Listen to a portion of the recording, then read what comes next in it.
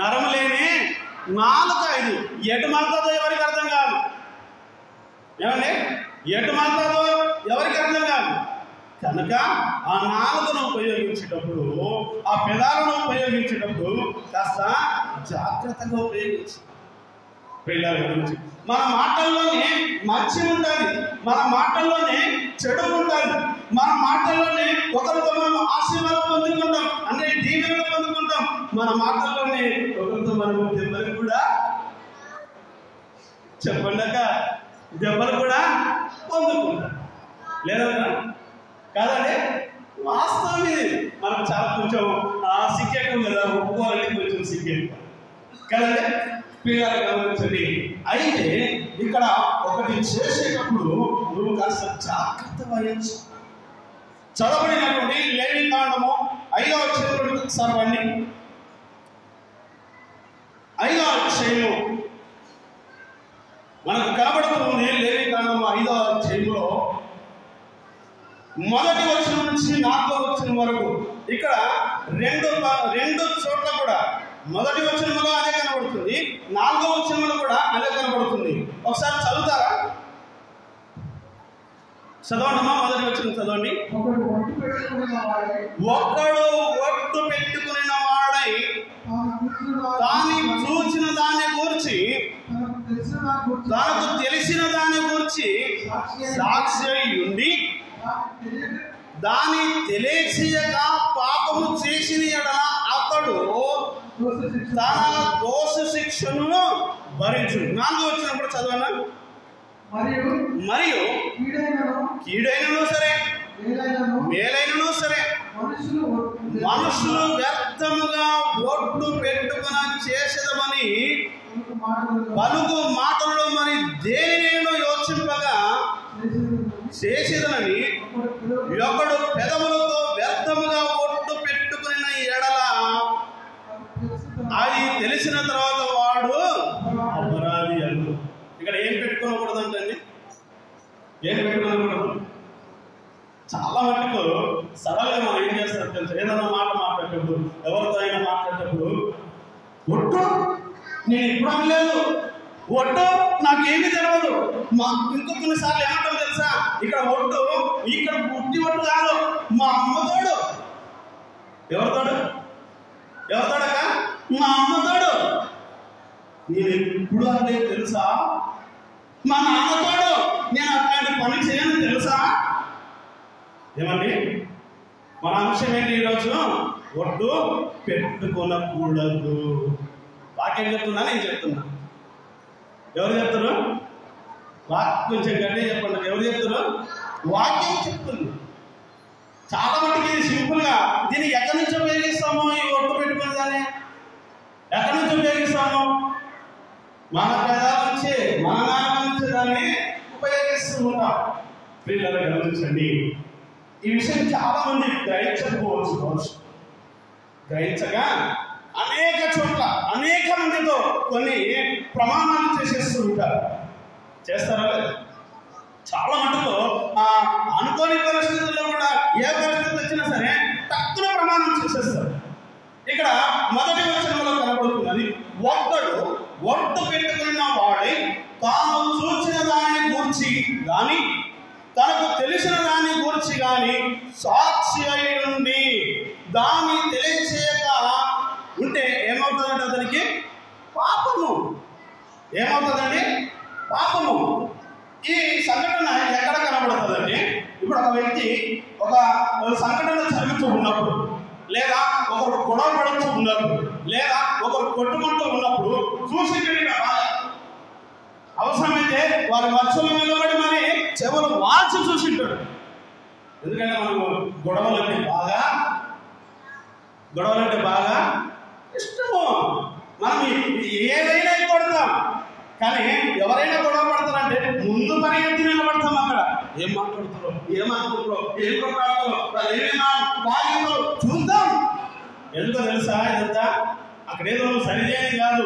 ఈ విషయాన్ని మళ్ళీ తీసుకెళ్ళి వార్తాపత్రికలు లేక, సాక్షి పేపర్ లేక, మరి ఈనాడు పేపర్ లేక 10 మందికి డిస్ట్రిబ్యూషన్ చేయాలి. ఏంటండి? అంతేనా? దాని కొరకే అక్కడ నిలబడి పైగా అక్కడ నిలబడ్డావు నువ్వు కొన్నిసార్లు మళ్ళీ ఏమేస్తావు తెలుసా? ఉంగరం మీద ఉప్పురాలు వేసినట్టుగా. అవును, మరి ఆ మాట అనకూడదు. ఎట్లా అన్నాడు కదండి? ఆమె ఆ మాట అనకూడదు. ఎట్లా అన్నది? ఇంకా ఉంగరం మీద మరి ఉప్పురాలు వేసిన లేదా ఎండు మిరపకాయలు వేసిన సన్నగా ఉంటుంది కదండి. ఎవరా ఎగిరి ఎగిరి ఆ ఘాటు ఇంకా రగిలిపోతుంది. అందుకే మనము ఒక సందర్భాలు ఎన్నుకొని గమనించి మాట్లాడాల్సి వస్తుంది. వాక్యం సర్వీస్ నువ్వు వాక్కు పెట్టుకోవడం. నువ్వు ఇక్కడ చూసినావు, ఒకవేళ చూసిన దానిని చూసినట్టుగా సాక్ష్యం చెప్పాల్సి వచ్చినప్పుడు ఖచ్చితంగా అది ఉన్నట్టుగా చెప్పు. ఉన్నట్టుగా చెప్పు. లేని కల్పించి చెప్పుకో. ఏమండి? లేని కల్పించి చెప్పు. ఎక్కడైనా పంచాయతీ జరిగింది అనుకుంటాం, లేదా కోర్టుల్లో గమనిస్తూ ఉంటారు మీరు బాగా. అక్కడ కొన్ని చూసినప్పుడు వాటి గురించి విన్నప్పుడు కోర్టులోని వెళ్ళగానే ఆ బోర్డులో నిలబడ్డ ఆ వ్యక్తితో సాక్ష్యం చెప్పడానికి వచ్చిన ఆ వ్యక్తితో మొదట దేనిపైన చేస్తారంటే ఏం చేపిస్తారు? ప్రమాణం చేపిస్తారు. దేనిపైన? భగవద్గీత పైన లేదా రాజ్యాంగం పైన వాళ్ళ దగ్గర ఉన్న ఏ ఒక్క గ్రంథం అయినా సరే ఆ గ్రంథాల పైన ప్రమాణం చేపిస్తారు. ప్రమాణం అంటే ఏంటమ్మా? ఏంటక్క ప్రమాణం అంటే? ఒట్టు. నేను చూసినాను. ఒట్టు నేను చూడలా. అక్కడ చూసింది నేనే. ఒట్టు నేను అవన్నీ ఎరగను. అసలు అక్కడ ఆ కార్యక్రమంలో మొదటి నుంచి అంతవరకు ఉన్నది నీవే. ఏంటండి కదా? కానీ ఇక్కడికి వచ్చి ఏం చేస్తాం? నేను అసలు ఆ స్థానంలోనే లేదు. నేను అసలు అక్కడ సంఘటన తెలుసు లేదు. నాకు తెలియనే తెలియదు. ఒట్టు పెట్టుతున్నాను. అది నువ్వు ఆలోచించి ఎందుకు ఓటు పెడుతున్నావు? నిజాన్ని చెప్పడానికి ఓటు పెడుతున్నావా? నిజాన్ని దాచడానికి ఓటు పెడుతున్నావా? నేను మొదటి వచ్చిన మనకు ఒకటి కనబడుతున్నది. నీకు తెలిసిన దాని గురించి, నీకు ఏదైతే తెలిసిందో దాని గురించి నువ్వు నిబ్బరంగా సాక్ష్యం చెప్పు. అంతేగాని నువ్వు ఒట్లు పెట్టాల్సిన అవసరం లేదు. ఒట్టు పెట్టి నువ్వు మరి అబద్ధం పలుకుతున్నావు. అక్కడ ఒట్టు పెట్టడం వల్ల ఏమైతుందండి? ఏమైతుంది? అబద్ధం పలుకుతుంటావు చాలాసార్లు. ఇలా గమనించండి. అదే 4వ వచనం ఒకసారి చదవాలి. మరియు కీడైనను మేలైనను మనస్సును వ్యర్థంగా ఒట్టు పెట్టుకొని చేసేదమని పలుకు మాటలు మరి దేనినైనా యోచింపగా చేసేదని ఒకడు పెదవులతో వ్యర్థముగా ఒట్టు పెట్టుకుని ఎడల అది తెలిసిన తర్వాత వాడు అపరాధి అగును. అంతే, ఇంకా వేరే లేదు. ఇప్పుడు నువ్వు చేస్తాను, నేను ఈరోజు నీకు ఎవరైనా 10 రూపాయలు అవసరం ఉంది అనుకోండి, లేదా ఒక పని అవసరం ఉంది అనుకోండి, నీ నిజంగా ఒట్టయ్యా రేపు నీకు ఈ పని చేసిస్తా. రేపు ఒట్టు పెట్టి చెప్తున్నా. నేను ఇంతవరకు ఆలస్యం అయిందేమో, కానీ ఈరోజు నేను ఒట్టు పెట్టి చెప్తున్నా, నీకు రేపు ఈ పని అయిపోతుంది పో అంట. ఖచ్చితంగా. కానీ చేస్తామని చేయకుండా ఉంటే కూడా అది దేవునికి విరోధం, అబద్ధం కలిగించండి. అందుకే వాక్యం చెప్తుంది, అది నువ్వు మేలైనా సరే కీడైనా సరే మరి దేని గురించి కూడా నువ్వు తొందరపడి ఏం చేయకూడదు? ఒట్టు పెట్టుకోకూడదు. నీ మాట అవునంటే అవును, కాదంటే కాదంటే. ఏక్ బార్ దో టుకడా, ఒక మాట మాట్లాడామంటే అట ఇట చేరిపోవాలి. అంతేగాని చూద్దాములే, చేద్దాములే, రేపు చేస్తా, ఒట్టు ఎల్లుడు చేస్తా, ఇవన్నీ కథలు అవసరమో లేదు. ఎందుకు ఒట్టు పెట్టుకోకూడదు అంటున్నాడు అసలు దేవుడు? ఏమక్క ఒట్టు పెట్టుకోవద్దు. ఎందుకు ఒట్టు పెట్టుకోవద్దు అంటుండు? ఒకసారి ఇప్పుడు మత్తయి సువార్తలోనికి వెళ్తాం.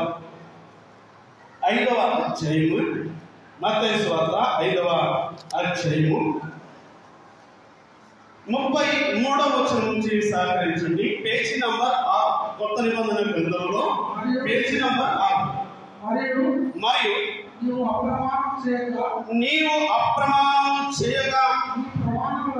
నీ ప్రమాణములను ప్రభువులకు చెల్లింపబడని పూర్వీకులతో చెప్పబడిన మాట మీరు విన్నారు కదా. ఎవరితో చెప్పారంటండి? పూర్వీకులతో చెప్పబడిన మాట మీరు విన్నారు కదా. తొందరపడి ఎవరిపైన కూడా మీరు ప్రమాణం చేయకండి. తొందరపడి ఎవరి దగ్గర మీరు ప్రమాణం చేయకండి. మనం ఎవరిపైన అంటే ఇందాక చెప్తాం మొదలుకొని ఎవరిపైన చేస్తాం ప్రమాణం అనగానే? ప్రమాణం అనగానే మొదట ఎవరిపైన చేస్తామండి? చాలా మంది కొంచెం బాగా జ్ఞానవంతులైంది, బాగా స్టడీ పరంగా బాగుండి బాగా తప్పించుకునే వాళ్ళు ఉంటారు. ఇప్పుడు వాళ్ళు ప్రమాణం చేస్తారు. ఎక్కడ చేస్తారో తెలుసా ప్రమాణం? ఎవరిపైన చేస్తారో తెలుసా? అది వస్తుంది. ఇప్పుడు వీళ్ళు చేసే పని ప్రమాణం ఎక్కడో తెలుసా? ఇంట్లో ఎవరు లేకుంటారు చూడు, పోయిండ్రు 1 నెల రోజుల క్రితం 2 నెలల క్రితం పోయిండ్రు, అమ్మమ్మలు నాన్నమ్మలు తాతలు ఎవరు పోయిండ్రు, వాళ్ళ మీద మా అమ్మమ్మ చూడు, మా నాయనమ్మ మీద ఒట్టు చేసిందా కదా? ఎంత చెరుగ్గా ప్రవర్తిస్తారు అప్పుడు. ఎందుకు వారిపైన ఎందుకు చేస్తున్నావు అంటే ఇది అబద్ధం. నేను అబద్ధం చెప్తున్నాను కనుక ఈ ఒట్టు అబద్ధం కనుక నీకు చెప్పినా చెప్పకపోయినా నడుస్తుంది కనుక వాళ్ళ పైన వేసే వాళ్ళు ఎలాగో లేదు. ఎందుకు తెలుసా? ఈ పదం ఎందుకు వస్తే తెలుసా? మనకు ఒక మూఢనమ్మకం ఉంది. ఏంటి ఆ మూఢనమ్మకం? ఉన్నోళ్ళ మీద చేస్తే, ఉన్నోళ్ళ మీద ప్రమాణం చేస్తే అబద్ధం అయితే అది నిలవేర్చుకుంటే వాళ్ళు ఏమైనా కదండి. చాలా వాటికి ట్రిక్స్ బాగా ఉపయోగిస్తాం. దేన్ని ఎక్కడ వాడాలో అక్కడ వాడము. అసలు నీ పెదవులు ఎందుకు ఇచ్చిండు దేవుడు? నీ నాలుగు ఎందుకు ఇచ్చిండు దేవుడు? నీకు చక్కటి స్వరాన్ని ఎందుకు ఇచ్చిండు దేవుడు అన్న విషయం మనం ఆలోచన చేయాలి. ఇటువంటి ఎడవ ప్రమాణాల వల్ల, ఇటువంటి ఒట్ల వల్ల మనం ఏదో కలకార్యం చేసినాం అనుకుంటాం. కానీ అది నువ్వు ఏమైపోతున్నట్టే నువ్వు అబద్ధం కనుక నిన్ను నువ్వే సృష్టించుకుంటున్నావు. ఎవరు చెప్పట్లేదు అక్కడ, నువ్వు అబద్ధం నీకు నీవే చెప్పుకుంటున్నావు అక్కడ. అంతేనా? ఏమంటే నువ్వు చెప్తుంటావు, నువ్వు ఒట్టేస్తుంటావు, కానీ నీకు అక్కడ నువ్వు ఆలోచించేస్తావు, ఇది నేను చేయగలుగుతానా చేయలేను, ఇది నేను చేయకుంటే ఒకవేళ ఎవరి మీద ఒట్టేయాలి, చేస్తే ఎవరి మీద ఒట్టేయాలి అంటే నువ్వు ఇది ఆలోచన చేస్తున్నామంటే అక్కడ నువ్వు కొన్ని అబద్ధాలు చెప్పడానికే కదా, కొందరిని మోసపరచడానికే కదా, కొందరిని ప్రలోభ పెట్టడానికే కదా. అందుకే వాక్యము సెలవిస్తుంది,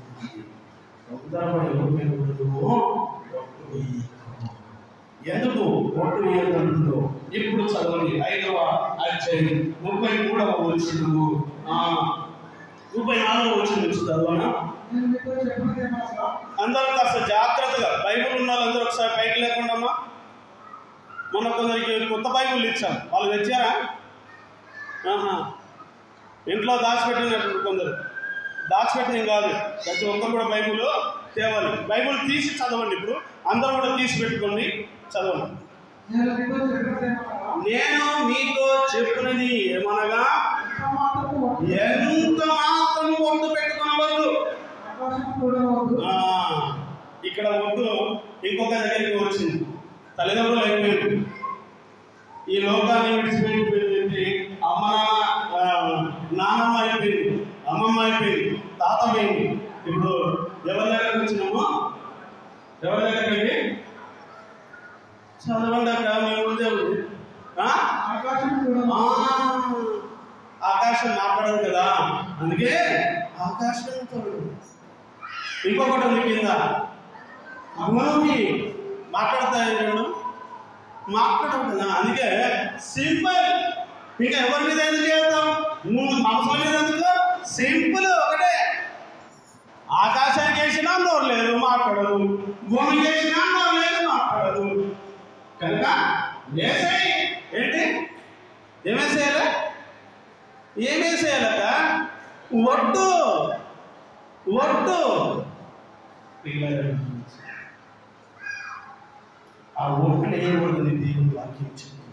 బహుశా మీరు ఇంతవరకు వినలేకుండా నాకు తెలుసు 99% ఈ మాట ఈ ఒట్టు గురించి వినలేకుంటారు. కానీ ఇక్కడ మనకు వాక్యం సెలవిస్తుంది, ఒట్టు ఏమాత్రం కూడా పెట్టుకోవద్దు. ఆకాశము మీద ఒట్టు వేస్తుంది. ఆకాశం ఏమైనా అసలు చదవనా మాకు? ఆకాశము తోడనవద్దు, అది దేవుని సింహాసనం. ఆకాశము తోడనవద్దు, అది దేవుని సింహాసనం. భూమి తోడనవద్దు. ఆకాశం ఏమంట? దేవుని సింహాసనం. దేవుని సింహాసనం మీద వేసే ఒట్టు వేస్తూ ఉండండి అనుగుణం కాదు అసలు. ఆకాశం మీద ఒట్టేసినంత జ్ఞానవంతుడవా? ఆకాశం మీద ఒట్టేసినంత పరిశుద్ధుడవా? ఆకాశం మీద ఒట్టేసినంత నువ్వు అంత నిష్టంగా ఉన్నావా? అది పరిశుద్ధ దేవుని యొక్క సింహాసనం అనేది. ఈ భూమి దేవుని యొక్క పాదపీఠం. ఆ పరిశుద్ధుడైనటువంటి దేవుని యొక్క మరి సింహాసనం మీద కానీ ఆయన పాదపీఠం కానీ ఒట్టేసి అర్హత ఎవరికి కూడా లేదు. ఎవరికి కూడా లేదు. ఏదో నేను ఒట్టేసేసాను లేదు. ఆకాశం మాట్లాడదు, భూమి మాట్లాడదు అని అనుకోవద్దు. ఆకాశం మాట్లాడకపోవచ్చు, కానీ దేవుడు ఆకాశానికి సెలవిస్తే, దేవుడు భూలోకానికి సెలవిస్తే ప్రియులను గమనించండి, నిలబడినట్టుగానే నిన్ను తలకిందులు చేసేస్తుంది. దేవుడు ఒక మాట ఆకాశానికి సెలవిస్తే తుఫాన్లను రేపుతాయి.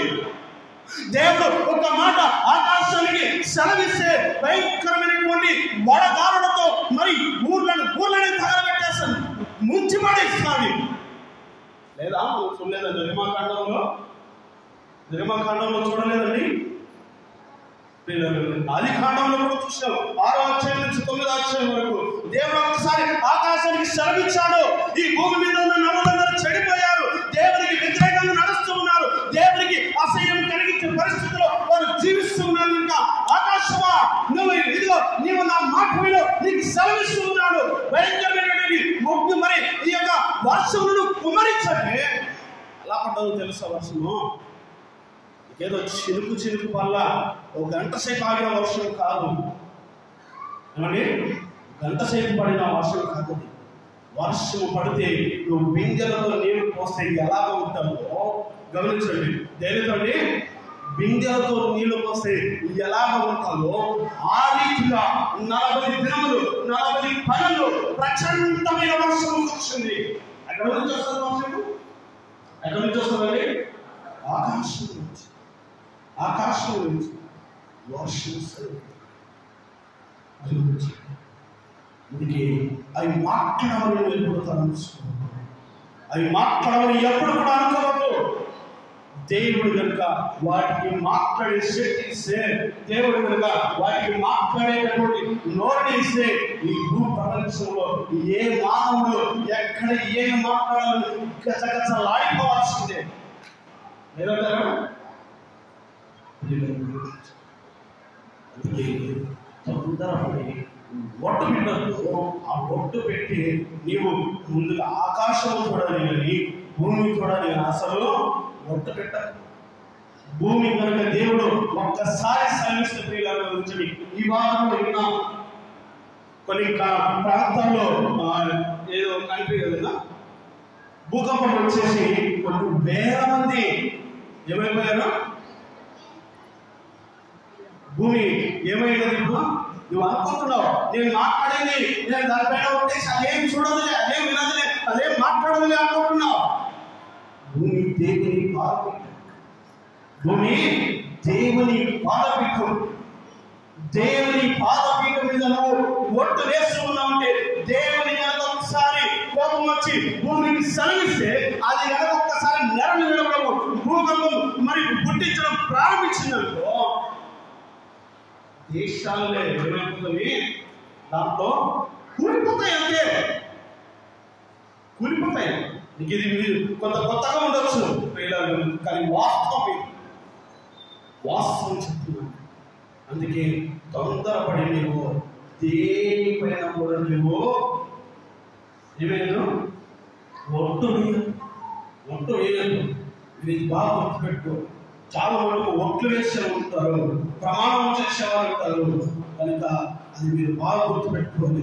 ప్రమాణం చేసి నెరవేర్చేటంత శక్తి మీకు లేదు. దేవుడు ప్రమాణం చేసి దాన్ని ఖచ్చితంగా నెరవేరుస్తాడు. అది ఏది ఏమైనా సరే దాన్ని నెరవేర్చి తీరుతాడు. ఎవరైనా వచ్చిండేగా దేవుడు ప్రమాణం చేసి దాన్ని ఖచ్చితంగా నెరవేరుస్తాడు. కానీ నువ్వు నెరవేరుస్తూ ఉన్నావా? అందుకే అంటున్నాడు, నువ్వు నెరవేర్చలేవనుకుని, నువ్వు దాన్ని ప్రలోభపెట్టే పరిస్థితుల్లో ఉన్నవనుకుని, నువ్వు దేవునికి వ్యతిరేకమైన కార్యము చేసే పరిస్థితుల్లో నువ్వు ఉన్నావనుకుని, మీరు గమనించండి.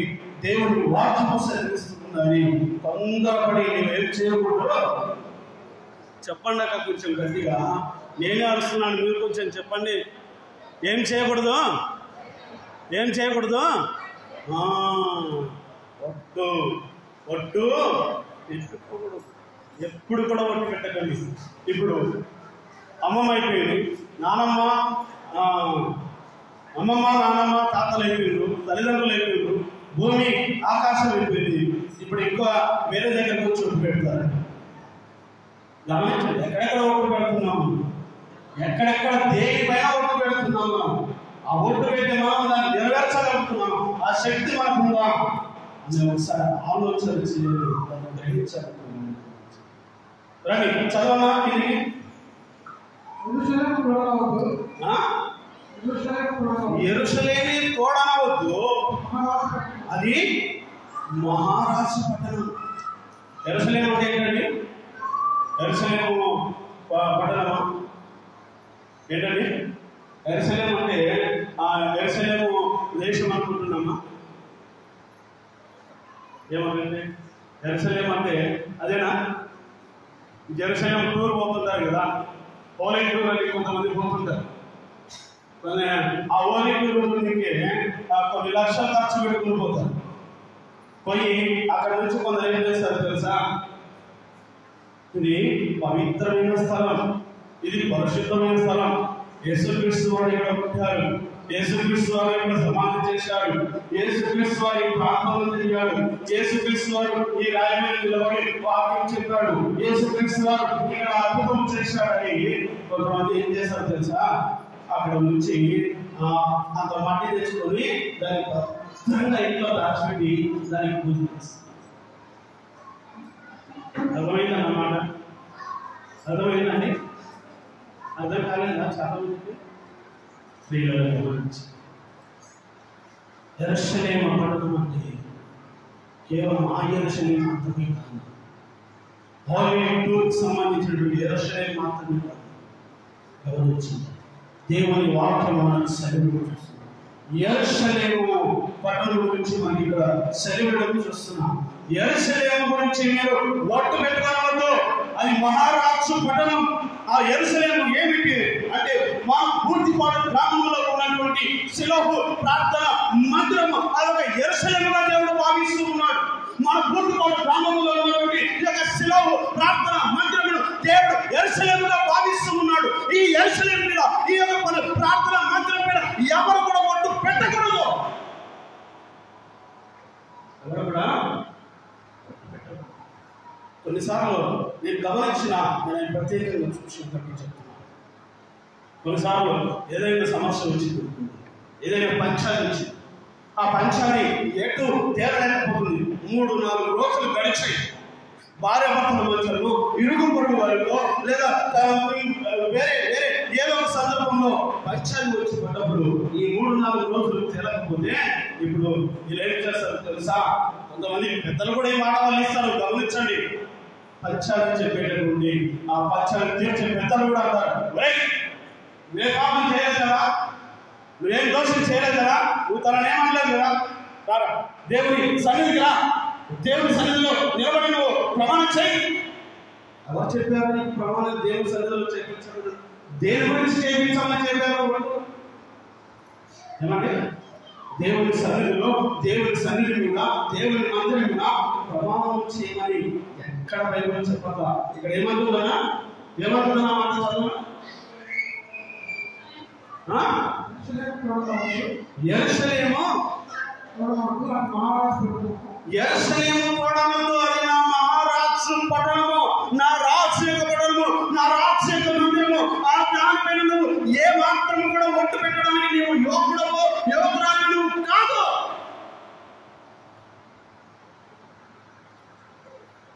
ఉన్నామా? పరిశుద్ధులు ఎవరైనా ఉన్నారండి? దేవుని మందిరం పైన, ఈ పరిశుద్ధ స్థలం పైన మరి చెయ్యెత్తి ప్రమాణం చేసేటంత గొప్పలు విని కొంతమంది ఇంకొక ప్రమాణం ఏం చేస్తారో తెలుసా? వీళ్ళని గమనించండి. ఎటో తోచలేదనుకో ఇది పట్టుకుంటా. ఏంటిది? ఏంటండి ఏంటిది?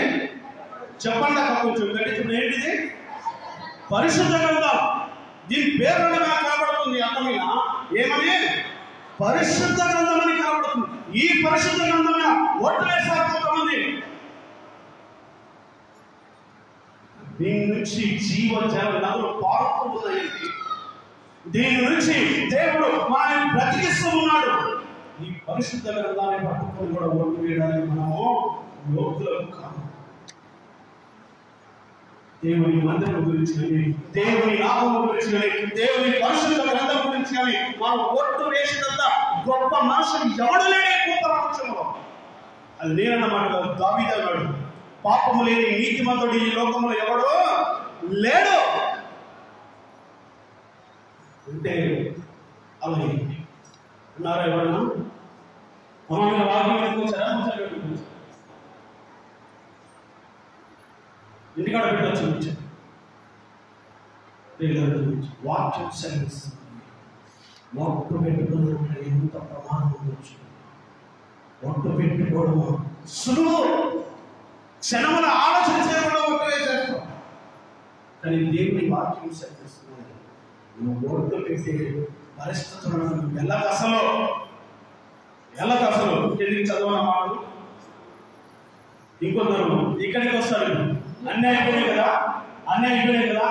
ఇప్పుడు తల్లిదండ్రులు అయిపోయారు, నానమ్మ అమ్మమ్మ తాతలు అందరూ అయిపోయారు, భూమి ఆకాశం అయిపోయింది, దేవుని మందిరం అయిపోయింది, యెరూషలేము పట్టణం అయిపోయింది, పరిశుద్ధ గ్రంథం అయిపోయింది. ఇప్పుడు ఏమీ లేదు. ఇంకా లాస్ట్కి వచ్చింది మిగిలింది ఏమిటంటే అది నాకు నేనే.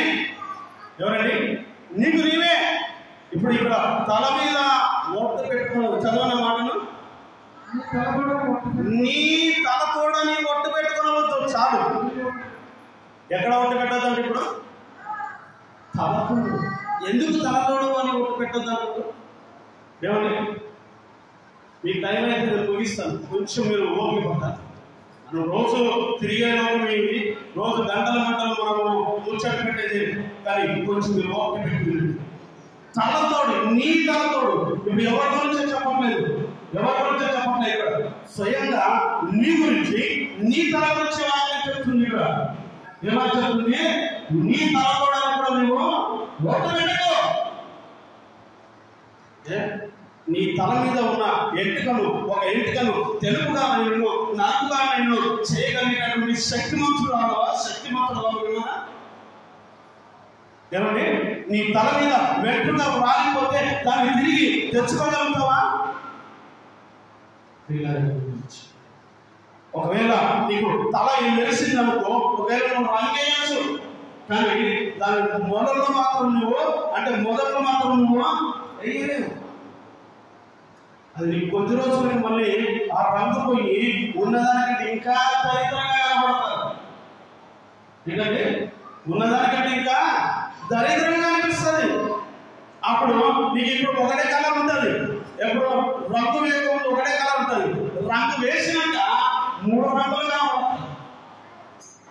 ఎందుకంటే రంగు వేసినాక సగం తెల్లగా, సగం నల్లగా, అక్కడక్కడ పట్టీలు.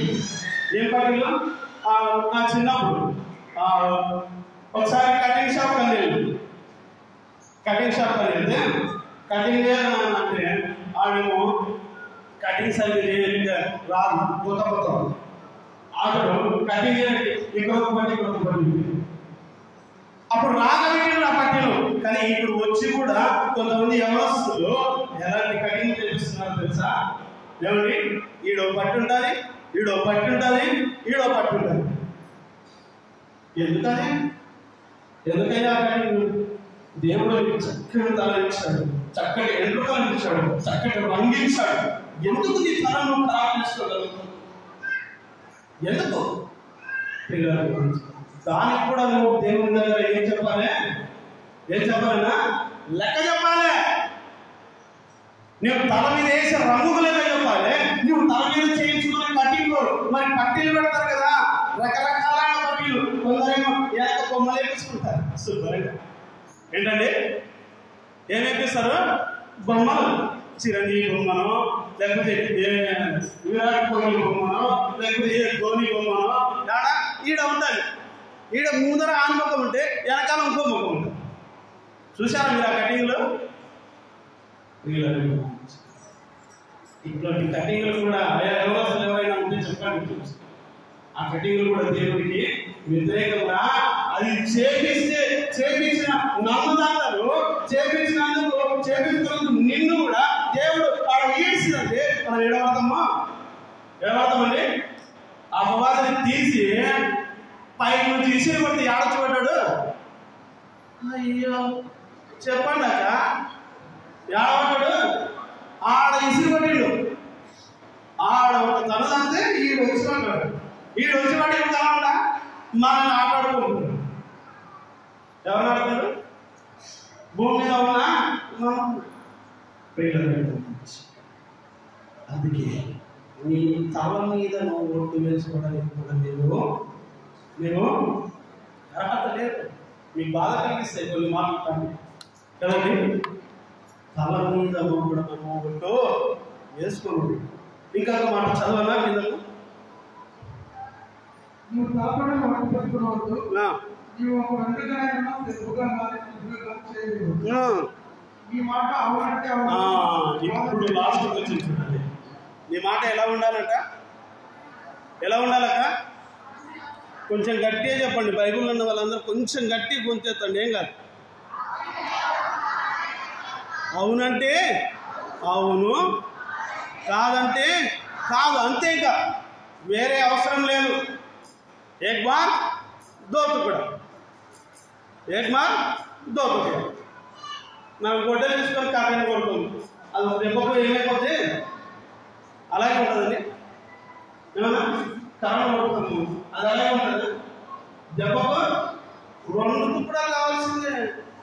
అర్థమైందని అన్నమాట. ఏక్ బార్ దో తుకడా అంటే నువ్వు ఒకసారి నాకినావు అనుకో, అది 2 తుకడాలు. అది అటుగానే ఇటుగానే అంతే.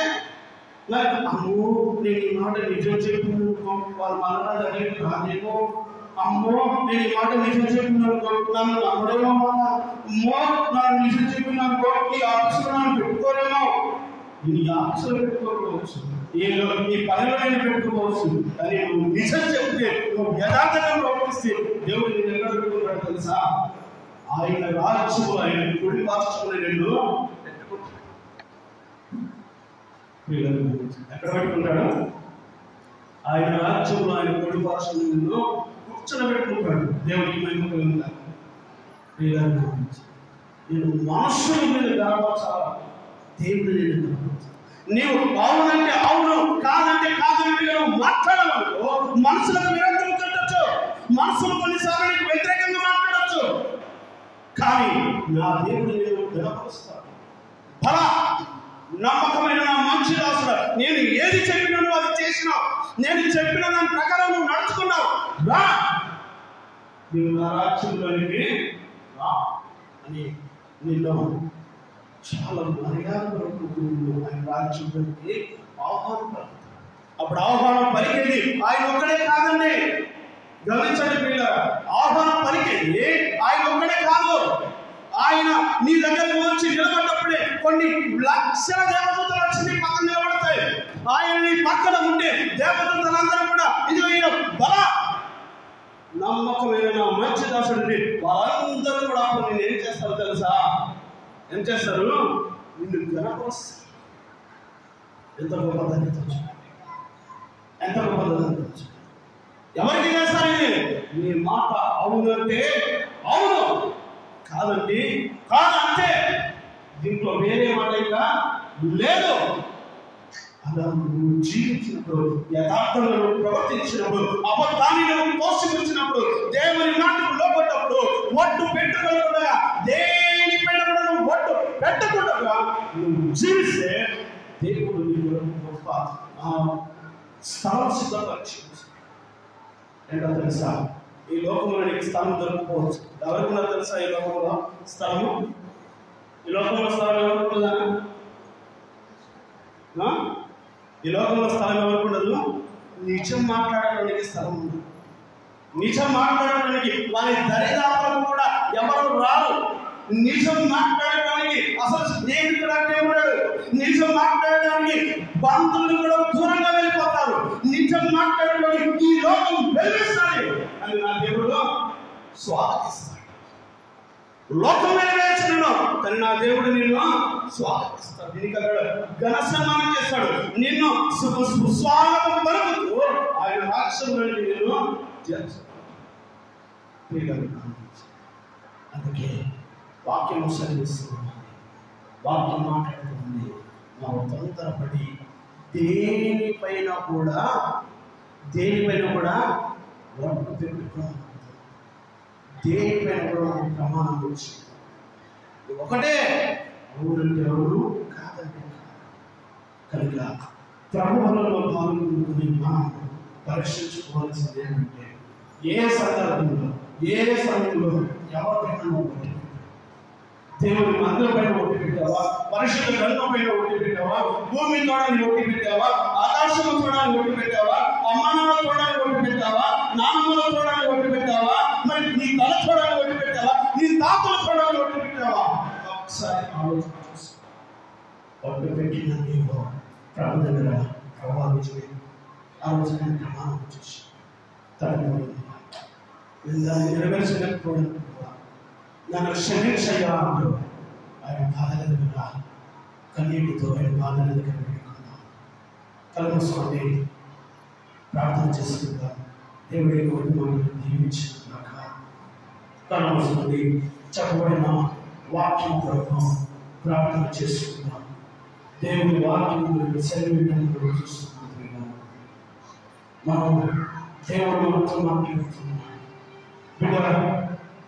బలాలలో పాల్గొనగలిగినాము. పరిశుద్ధమైనటువంటి క్రీస్తు శరీరంలో పాల్గొనగలిగినాము.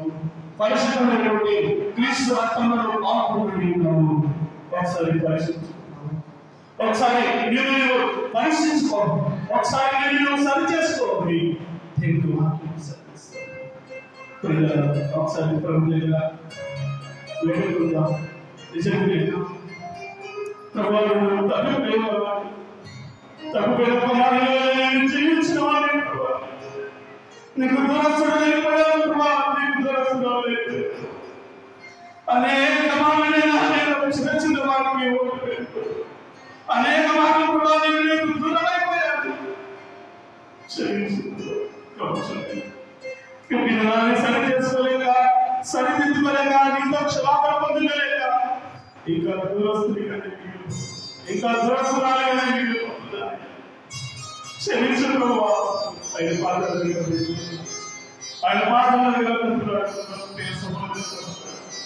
కలుసుకున్నాం. చెప్పబడిన వాక్యం కొరకు స్త్రీలలో ఒకరు పురుషుల్లో ఒకరు ముందుగా మరి స్త్రీలలో వచ్చి దైవసేవకుల రాజాల వచ్చి అదే మరి పురుషుల్లో నుంచి చేస్తారు. కలుసుకుందాం.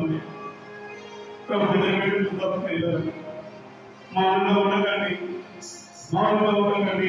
ఆయన సన్నిధిలో కలుసుకుని ప్రార్థన చేసుకుంటాం.